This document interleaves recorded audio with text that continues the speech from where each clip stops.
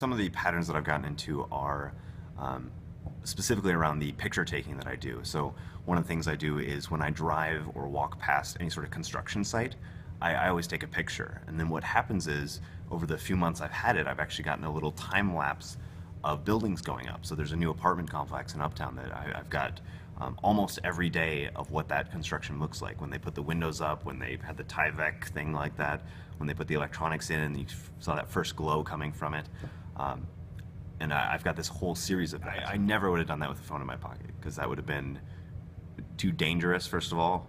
Second of all, it would have been so unimportant to me that I never would have thought of doing that. But it's actually kind of a cool series of photos now.